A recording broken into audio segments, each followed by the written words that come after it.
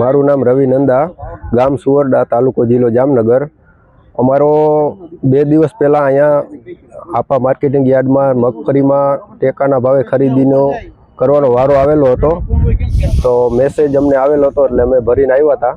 ત્યારે અમે અહીંયા મગફળી 2 ખાતાની ભરીને આવ્યા હતા। એ સેમ્પલ બધું ઓકે થઈ ગયું।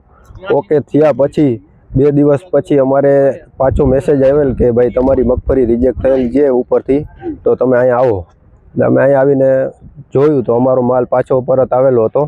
પણ અહીંયા વસ્તુ એ છે કે અમારે એક તો અમે કેદુના વાટ જોતા હતા કે અમારો વારો કેદી આવે મગફળીમાં, અને વારો આવ્યો અત્યારે તો હવે પાછો ઉપરથી અમારો માલ રિજેક્ટ થયો છે।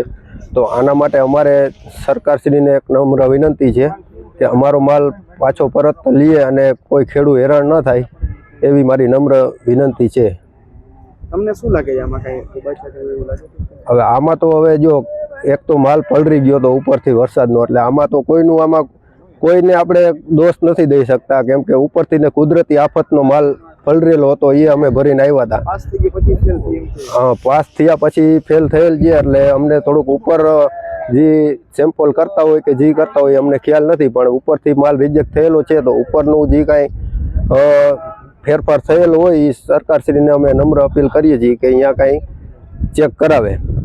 જે મેસેજ દ્વારા જાણ કરવામાં આવી હતી કે ભાઈ મગફળી તમે લેતા આવો આ તારીખે, એટલે અમે પરમ દિવસે આવ્યા અને મગફળી અહીંયા લઈ આવ્યા હતા। અને પછી આ લોકોએ ટેસ્ટિંગ કર્યું તો ટેસ્ટિંગમાં મગફળી ઓકે, એ જ દિવસે મગફળી ખટારામાં નીકળી ગઈ। હવે આજે જાણ કરવામાં આવે છે કે ભાઈ તમારી મગફળી રિજેક્ટ થઈ છે આના હિસાબે, કે ભાઈ એ કઈ જવાબ દીધો નહીં કે શેના હિસાબે થઈ રહી છે। એટલે અમારે હવે જવાનું સરકાર દ્વારા જાણ કરવામાં આવે છે એક બાજુ માવઠું પડ્યું કે ભાઈ અમે મગફળી લઈ લેશું, મગફળી પાસ થઈ ગયા પછી આ રિજેક્ટ થવાનું કારણ શું? 2 દિવસે જાણ કરવામાં આવે છે કે ભાઈ તમારો માલ પાછો પરત લઈ લો। તો અમારે ક્યાં જવાનું? આટલું ભાડું દેવાનું, આટલા 3 દિવસ સુધી લાઈનમાં રાત્રે ગાડી ઊભી રહીએ ત્યારે સવારે વારો આવે છે। એટલે મને એવું લાગે છે કે ભાઈ ગોડાઉનમાં ગયા પછી માલ બદલાઈ જતો હોય છે, એટલે એ જ વસ્તુ આમાં બની છે। કેમ કે અહીંયા માલ પાસ થઈ ગયા પછી માલના સ્ટીકર લાગી ગયા, અમને બિલ આપ્યું છે, તો હવે રિજેક્ટ થવાનું કારણ શું?